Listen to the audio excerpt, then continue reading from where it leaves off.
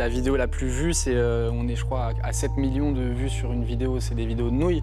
Tu sors des pâtes à la carbonara dans un date, c'est réglé. J'adore le bob. C'est mon nouveau petit truc, c'est le bob. Salut, c'est Diego Alari, jeune cuisinier itinérant, et bienvenue sur Click Talk. Vamos! Let's go. Walk it like I talk it. Walk it like I talk it. You walk it like I talk it. Walk it like I talk it. Hey. Comment ça va, Diego? Super, au top. Trop content d'être là. Nous aussi, on est très très contents que tu sois là. Parfait. Alors, pour ceux qui ne te connaissent pas, tu es cuisinier, tu as 23 ans. Tu as participé à une des émissions qui a été le plus regardée pendant le confinement, c'est Top Chef, ouais. La saison 11. Et là, pour ce deuxième confinement, on va encore te voir cuisiner parce que tu t'es mis sur TikTok et tu fais des recettes assez simples. Pendant le confinement, la cuisine, c'est quelque chose auquel les gens se sont beaucoup intéressés. À ton avis, pourquoi on a autant besoin de cuisiner ou de regarder des gens cuisiner pendant le confinement? Bah, on n'a pas grand-chose à faire en ce moment. Et puis la cuisine, ça marche, en fait. Et je me suis rendu compte que sortir... je fais une recette par jour sur TikTok. Je m'amuse, je cuisine. Ça marche super bien. Les gens reproduisent les recettes à fond. Et voilà, quoi. Et c'est super. Et tout le monde aime la cuisine, tout le monde aime manger. Tout le monde a un peu de temps, surtout en ce moment avec le confinement. Et donc, du coup, ça marche grave, quoi. Tu crois que c'est un peu réconfortant aussi? Ouais, c'est réconfortant. En plus, c'est une recette différente chaque jour. Il y a des choses complètement différentes. Un jour, c'est du poisson. Un jour, c'est de la viande. L'autre jour, c'est du veggie. Donc, j'essaie de diversifier un max et de faire pour tout le monde, quoi. Ça plaise à tout le monde. Et c'est réconfortant parce que ouais, les gens aiment manger, quoi. Mais justement, c'est pas des recettes qui sont très difficiles à faire, finalement, en fait. Non, c'est des recettes hyper simples à faire. Bon, il faut suivre la vidéo quand même, un minimum. Mais c'est des recettes assez faciles. Et justement, c'est ça que je veux sortir. J'ai pas envie de me mettre dans un truc où je fais des vidéos trop compliquées. Voilà, c'est pas Top Chef, c'est mes vidéos à moi. C'est ce que moi j'aime manger, c'est ce que je mange à chaque fois. Je fais partager aussi mes parents parce qu'ils habitent juste à côté de chez moi. Donc je fais mon plat, je le ramène, c'est cool, je filme après sur Insta, les stories. Je fais le plat en fait sur TikTok et après je suis le storytelling un peu sur Insta, quoi. Je fonctionne comme ça. Donc c'est ce que j'aime manger, c'est ce que j'aime faire et c'est tasty, quoi. C'est cool. On regarde à quoi ça ressemble. T'as déjà fait des truffes au chocolat? Je t'explique, rien de plus simple. Tu fais fondre une tablette de chocolat dans un bain-marie. T'y ajoutes un bon carré de beurre, une bonne cuillère de crème fraîche et tu mélanges le tout. À côté de ça, tu vas venir te concasser quelques petites noisettes que tu vas venir verser dans ton mélange chocolat, beurre et crème fraîche. Une fois que ton mélange est homogène, tu viens le débarrasser au frigo pendant 2 heures. Ton chocolat est froid, il a durci, tu viens faire des petites boules que tu viens glisser dans la poudre de cacao. Essaie de faire des beaux petits ronds le plus mignons possible. Et voilà, mes truffes au chocolat. On est d'accord, cuisiner des nouilles, c'est facile. Tu verses l'eau chaude à l'intérieur et c'est cuit. Moi, je vais te montrer une version un tout petit peu plus poussée. C'est parti. Pour commencer, je fais poêler un steak de bœuf et je débarrasse. Dans ma même poêle, j'y ajoute poivron, carottes, échalotes et ail. Une bonne pincée d'épices et une cuillère de gingembre haché. Je viens mouiller ma garniture avec un bouillon de bœuf et de l'eau. J'y rajoute mon steak que j'ai coupé en morceaux, quelques lamelles de piment frais et des herbes fraîches, coriandre, menthe et persil. J'éteins le feu, puis je rajoute 2 paquets de nouilles séchées. Je mets un couvercle et j'attends quelques minutes que les nouilles imbibent tout mon bouillon. À côté de ça, je me cuis un petit œuf mollet, 6 minutes dans l'eau bouillante, ensuite dans l'eau froide, je l'épluche et le tour est joué. Mes nouilles sont cuites, je viens les mélanger délicatement, j'y rajoute un peu de graines de sésame, j'y plonge mon petit œuf et le tour est joué. Ça change des noodles classiques. C'est hyper bon. Pour ma recette de potimarron farci d'Halloween, c'est très simple. Je prends un potimarron, je le laisse rôtir 20 minutes au four à 180 degrés. Je taille le chapeau, j'enlève les pépins, je lui donne une belle forme arrondie. À côté de ça, dans une casserole, je viens déposer de la courge que j'ai taillée et une échalote émincée. J'y ajoute de la crème, j'assaisonne de sel, poivre et je laisse infuser. Le temps que ma crème infuse, je viens ouvrir quelques coquilles Saint-Jacques fraîches. Je les snack dans une poêle sans trop de matière grasse. J'y dépose quelques graines de sésame qui vont venir torréfier dans la poêle. Je trempe ma Saint-Jacques dans les graines de sésame et ensuite je les dépose délicatement dans mon potimarron. On y ajoute quelques herbes fraîches, la crème de courge infusée, je remets mon chapeau et bon appétit. Alors moi, j'ai testé la recette des cordons bleus. Alors que je suis nulle en cuisine, vraiment, je galère pour l'instant. Et c'était pas si mal. Ouais, tu m'as montré des photos, c'est pas mal. Ouais, je suis assez contente de moi. Est-ce que tu réfléchis tes recettes pour que ce soit facile à faire pour tout le monde, en fait, pour que tout le monde puisse cuisiner? Ouais, c'est le but. C'est que ça soit refait un maximum, en fait. Et faut que ça soit simple, mais il faut que ça soit ludique, quoi. C'est ça le plus important. Il faut que les gens kiffent et qu'il y ait quand même quelque chose de différent. Je vais pas faire. J'ai fait une fois des pâtes à la carbonara. Je voulais vraiment faire les vraies pâtes à la carbonara parce qu'il y avait un peu un débat sur une vidéo précédente sur TikTok. Et je voulais calmer tout le monde en mode dans les vrais carbonara, il n'y a pas de crème. Ouais, c'est ce que m'ont appris mes potes italiens. On va en parler. Et voilà. Mais sinon, ouais, c'est des recettes assez ludiques que tout le monde un peu peut reproduire. Mais le but, c'est qu'il y ait un petit clin d'œil ou des trucs un peu différents de la recette originale. Moi, j'ai l'impression que c'est aussi des plats qu'on peut avoir l'habitude de voir. Tu vois, par exemple, le cordon bleu, on a un petit peu l'image du supermarché. C'est pas quelque chose qu'on mange forcément souvent au restaurant. Les petites truffes en chocolat, c'est pareil, ça fait penser à des gâteaux qu'on achète à Noël. Enfin, même les pâtes, les nouilles comme ça sèches, c'est quelque chose tout le monde connaît.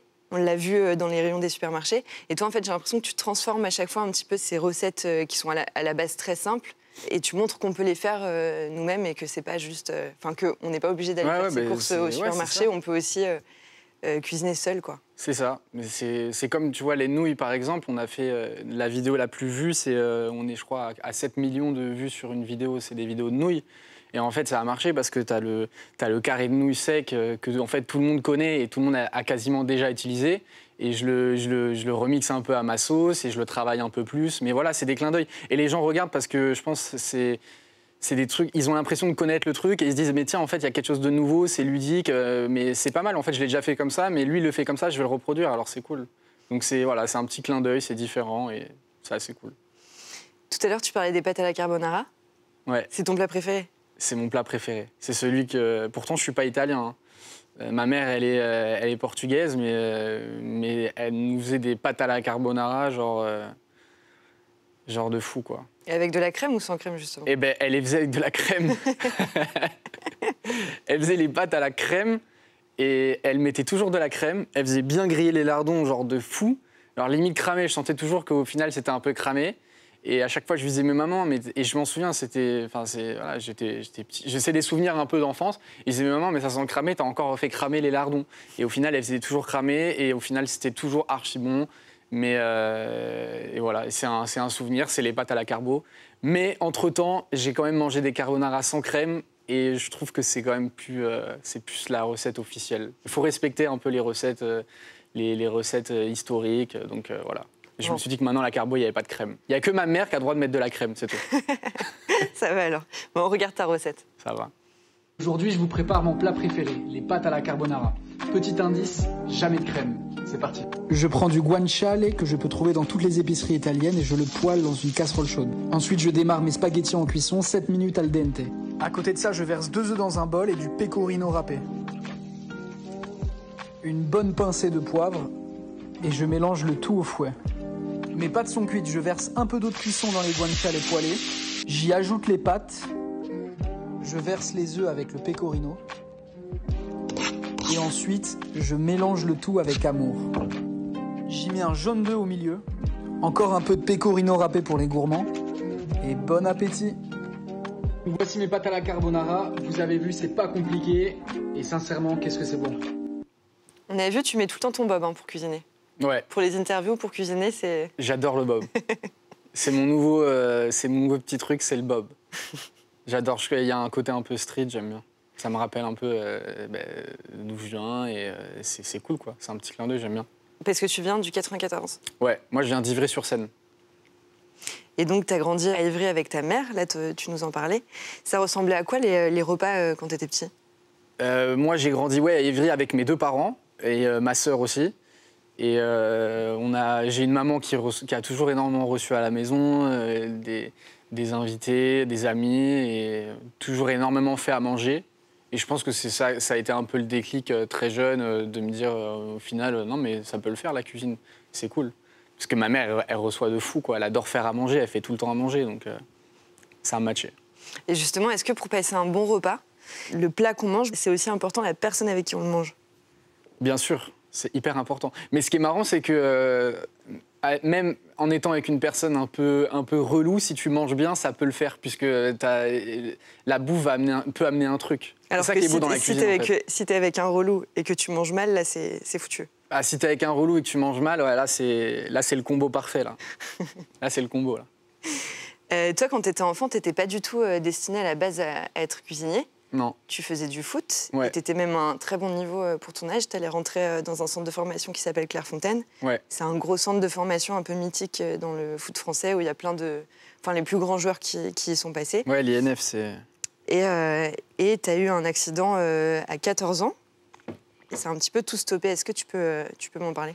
Donc j'ai fait un foot à un grand niveau, non, parce que j'ai pas su atterrir à un certain palier, mais j'étais à fond dedans toute ma jeunesse, à fond dans le foot, à aller à droite, à gauche, faire des tests dans les centres de formation, etc. Et mes parents ils m'ont poussé de fou c'était un peu mon rêve, quoi, d'être footballeur, et j'ai tout donné là-dedans. J'étais en centre de formation à Paris où j'allais à l'école et en même temps j'allais au foot l'après-midi. Mais je me suis rendu compte au bout d'un moment que c'était un monde un peu spé. Et même à 14 ans, je ressentais un peu le truc de l'argent, etc. Mais après, voilà, c'est un très beau sport et toutes les semaines, je fais du foot. J'ai ma petite équipe maintenant. Et voilà, c'est cool. Mais ouais, j'étais à fond dans le foot. Et je pense que c'est grâce au football que j'ai su avoir ce côté un peu combatif et à fond, quoi, au taquet, qui m'a apporté après dans la cuisine. Parce que la cuisine, c'est pas un métier facile, quoi. Quand t'as arrêté, t'avais 14 ans, c'est ça ? J'avais 14, je venais d'avoir 15 ans. Ouais. Ok. Et t'as passé plusieurs mois dans un fauteuil roulant. Enfin, en tout cas, tu pouvais pas marcher. J'ai eu une fracture tibia-péroné. Donc tibia péroné, c'est la jambe à la Djibril Cissé les jambes qui se croisent, quoi. C'était pas facile, très jeune, et ouais, j'ai pas pu marcher pendant quasiment un peu moins d'1 an. J'étais en fauteuil roulant pendant 5 mois, donc c'était pas facile avec mes parents. C'est chiant, quoi, quand t'es quelqu'un qui a... En plus, moi, je suis un peu hyperactif, donc quand t'es quelqu'un qui a beaucoup d'énergie, d'être bloqué, de pouvoir rien faire, c'était chiant. Mais bon, au final, ça m'est arrivé très jeune. Heureusement que ça ne m'est pas arrivé maintenant à 20 ans, quoi. À 23 ans. Et qu'est-ce qui se passait justement dans ta tête à ce moment-là ? Est-ce que tu pensais déjà à faire autre chose ? Est-ce que tu... Enfin, j'imagine qu'à 14-15 ans, quand t'es bloqué, que du coup, tu vas plus à l'école... Non, à 14 ans, je pensais qu'à revenir dans le foot. J'avais qu'une envie, c'était de revenir, etc. Mais bon... Il n'y a que Djibril Cissé qui a réussi à faire ça, c'est hyper chaud. Et surtout quand t'es jeune, même si ça se remet vite et tout, c'était trop compliqué. Je suis ressorti avec une jambe toute petite et une jambe musclée. C'était pas facile, j'enchaînais après j'étais dans un club pas mal où fallait tabasser, donc c'était pas facile. Et puis après j'ai arrêté parce que c'était trop dur, j'y arrivais pas. Donc finalement tu laisses tomber le foot, ça devient trop compliqué après cette fracture. C'est ça. Et comme tu as dû touper, tu vas frapper au restaurant de Jean Humbert. C'est ça. Et t'es pris en stage. Ouais. Alors avant ça, avant d'aller au restaurant de Jean Humbert, il y a eu tout un truc parce qu'en fait j'ai quitté le foot, donc du coup ça n'a pas été facile. En fait, moi depuis tout jeune, je suis quelqu'un de très libre. En fait, ma mère et mes parents, ils m'ont vraiment laissé faire ma vie, mes expériences, mes bêtises. Et ouais, vers 14-15 ans, j'ai un peu vu trop de copains, quoi. Et je me suis laissé entraîner dans des petits trucs. Et puis j'ai fait mes expériences, quoi. Et après, j'ai compris qu'au final, il fallait que je sorte un peu de ça. Et je me suis dit qu'il fallait que je bosse, qu'il fallait que je fasse mon truc à moi, que je me détache un peu de certaines personnes, mais comme ça peut arriver à tout le monde au final. Et voilà, et un jour, je regardais l'émission Top Chef sur M6. Et au final, c'est bête, mais ça a commencé de là. Et je me suis dit, en fait, c'est bien la cuisine. Et au final, ça m'a rappelé ma maman, ça m'a rappelé tout ça, les dîners en famille. Et je me suis dit, il fallait que j'essaye. Et j'ai vu Jean Humbert à la télé, j'ai vu qu'il avait un restaurant sur Paris. Et je me suis dit comme ça, j'ai pris le métro et je suis parti. C'était à 1 heure de chez moi. je prends le métro, j'arrive à sa porte, je toque à sa porte et là, il m'accueille direct avec un café. J'ai senti en fait de la bienveillance directe parce que tu vois un gamin de 15 ans qui arrive, qui toque à ta porte et qui te dit qu'il veut travailler, qu'il veut faire un stage. Bah ouais, j'ai senti beaucoup de bienveillance et j'étais très content parce que je me rappelle qu'à cette époque-là, j'avais qu'une envie, c'était de bosser en fait. Je voulais vraiment faire quelque chose par moi-même. Et j'étais à fond. Et je me souviens, c'est marrant, mais en plus c'est vrai, je me souviens, j'allais juste avant la période où je suis allé chez Jean, j'allais au marché d'Ivry-sur-Seine et je voulais faire des marchés, je voulais aider les mecs avec les caisses, etc. J'étais à fond. Je demandais à tout le monde. Et j'ai jamais eu aucun problème de parler aux gens. Je vais beaucoup vers les gens. J'assume les choses, quoi. Et j'allais au marché, je faisais les marchés de Vitry, d'Ivry, et je demandais de l'aide. Et la plupart du temps, c'était des refus parce que j'étais trop jeune. Voilà. Donc t'avais quand même beaucoup d'audace à cette époque-là. Ouais, j'ai toujours eu pas mal d'audace. En fait, je suis quelqu'un j'ai pas énormément de gêne en fait. Voilà, ça m'a apporté, ça m'a desservi aussi, mais c'est comme ça. En tout cas, ça t'a apporté pas mal parce qu'ensuite t'as travaillé dans des restaurants super prestigieux. Ouais. La Monnaie de Paris de Guy Savoy et le Plaza Athénée qui est tenu par Alain Ducasse. Yes. C'est des restaurants étoilés, c'est vraiment le top, en gros, quoi, dans le milieu de la restauration. C'est de l'excellence. Qu'est-ce que ça fait de travailler dans des restaurants comme ça, si jeune? Parce que tu as commencé très jeune à travailler. Ouais, j'y suis allé très jeune. Après, je pense que c'est une école, en fait. C'est vraiment l'école de la cuisine. C'est là où tu apprends à cuisiner. Je pense que l'entraînement, c'est l'école hôtelière. C'est un petit entraînement. Et après, il y a vraiment l'école du travail, en fait. Et dans ces grandes maisons-là, c'est là que tu apprends ce que c'est vraiment le métier de la cuisine. Faire des heures, c'est pas un métier facile, surtout quand on est dans des grandes maisons comme ça. Évidemment, il y a une pression qui est tellement haute parce que les menus, bon, entre guillemets, sont tellement chers, donc on n'a pas le droit à l'erreur. Le client est roi et il y a une pression qui est mise par les chefs qui est juste énorme. Et ça forme de fou parce qu'on fait des horaires. Moi, j'ai encore plein de potes qui sont dedans. J'ai été dedans pendant longtemps. Et je sais que c'est un travail d'acharné, quoi. C'est du matin très tôt, de 7h à 1h30 du matin, des fois sans pause, même pas le temps de fumer une clope ou quoi. Mais voilà, sur le moment, c'est très, très dur. Moi, j'ai pas toujours été au top de ma forme dans ces conditions-là.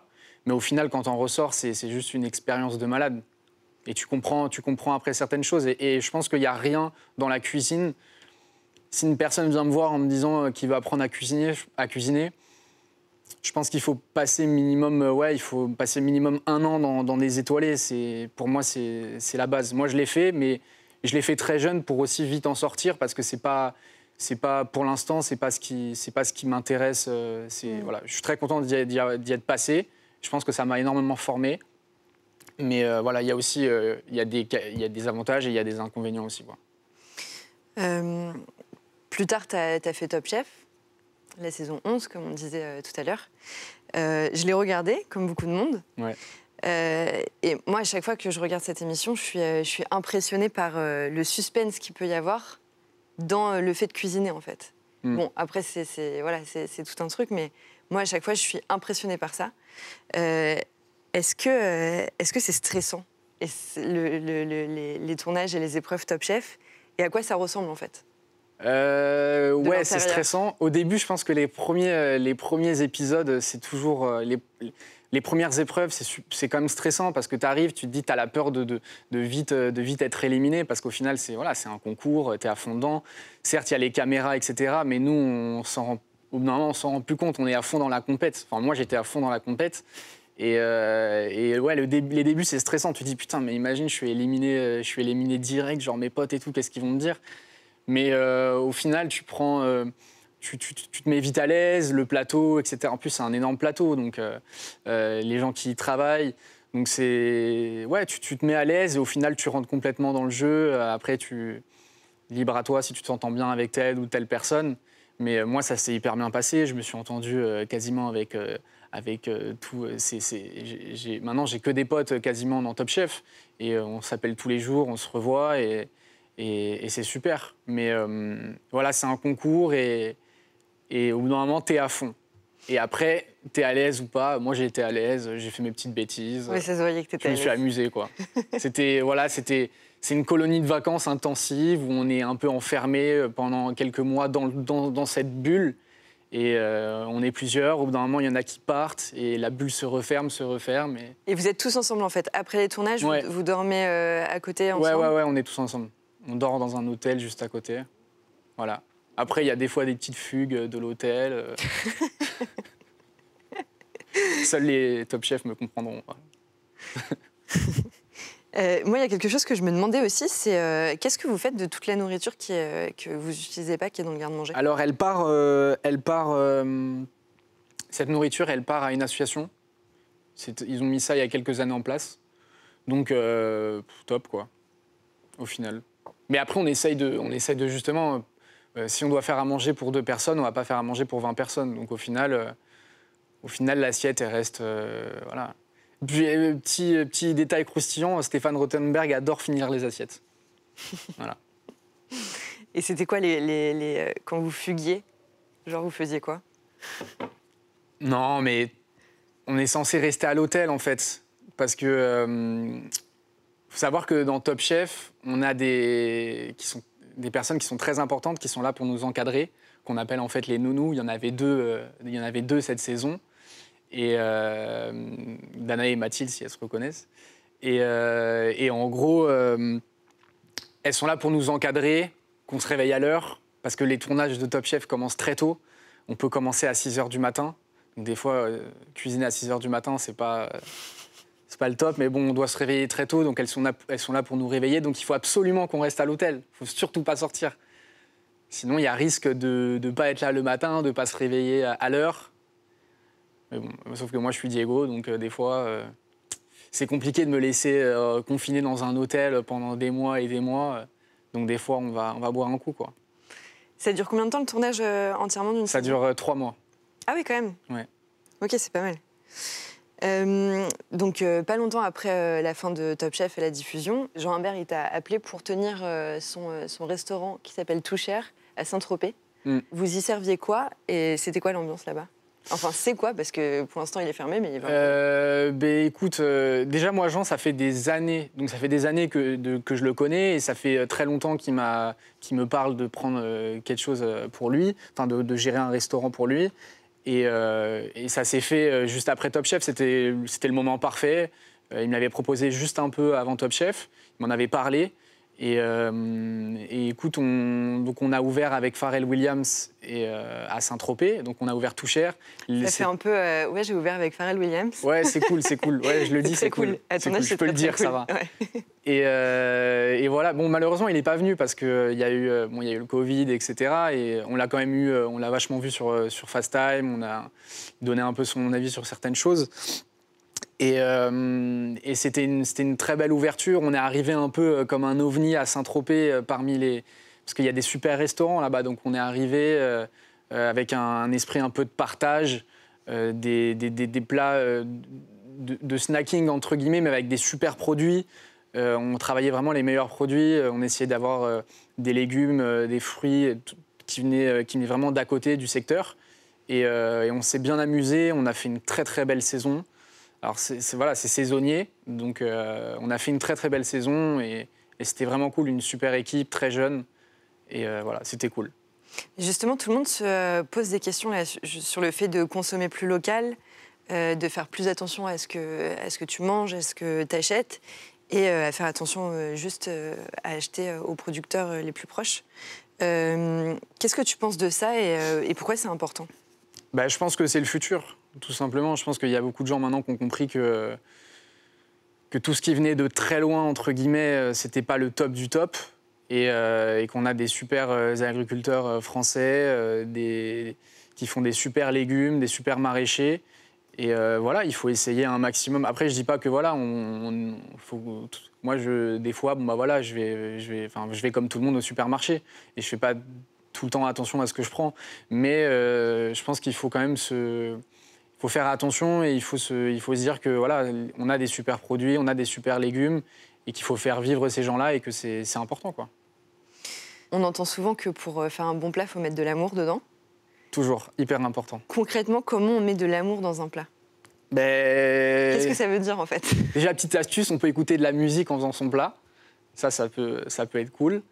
Et puis, faut y faire attention. Faut se dire, tiens, là, j'ai 5 minutes de cuisson. Pendant ces 5 minutes-là, je peux peut-être touiller un peu plus comme ça ou rajouter un peu plus de sel. Quoi. Ouais, faut être attentionné, je crois. Il faut avoir envie de faire plaisir ou de se faire plaisir si c'est pour toi-même, quoi. Je pense, tout simplement. T'écoutes quoi comme musique quand tu cuisines, toi? Moi, je peux écouter de tout. J'écoute pas mal de rap. Ouais, je suis à fond rap. J'écoute beaucoup de rap. Après, je peux écouter du fado. Je peux écouter de la musique brésilienne. Je peux écouter de la house. Je suis underground. J'écoute de tout. C'est quoi ton plat fétiche pour séduire une fille? Mon plat fétiche pour séduire une fille? Ouais. Les pâtes à la carbonara. Non, sérieux? Ouais. Ça marche à tous les coups, les pâtes à la carbonara. Tu sors des pâtes à la carbonara dans un date, c'est réglé. Et si tu les sors sans crème, ça fait encore plus un sujet de conversation, donc c'est nickel. Et si elle mange pas de porc? Ah, si elle mange pas de porc, je lui fais peut-être une salade. En général, je pense que les filles aiment beaucoup tout ce qui est burrata, tomate. Ça marche bien. Burrata, tomate ou pâte à la carbonara, alors? Ouais. Sans crème, évidemment. Sans crème. Dernière question, c'est quoi le plus beau compliment qu'on t'ait fait sur ta cuisine? Qu'elle avait coronesse. Des couilles, ouais. Ok. Ouais, et sincèrement, ça a été dans Top Chef, l'épreuve de Jacques Maximin, qui est un grand chef cuisinier, un peu un chef historique. Moi, je respecte énormément, j'ai lu des livres, etc. Et il m'a sorti ça et je m'y attendais pas du tout. Je m'y attendais pas du tout, et venant d'un chef comme ça. Et ouais, ça a été un beau compliment. Comme on disait tout à l'heure, t'es audacieux, donc ta cuisine aussi. Ouais, j'essaye. Bon, bah, merci beaucoup, Diego. Merci à toi. C'est un plaisir de te recevoir. Muchas gracias. Merci. Let's go. Walk it like I talk it. Walk it like I talk it. Walk it like I talk it. Walk it like I talk it. Hey.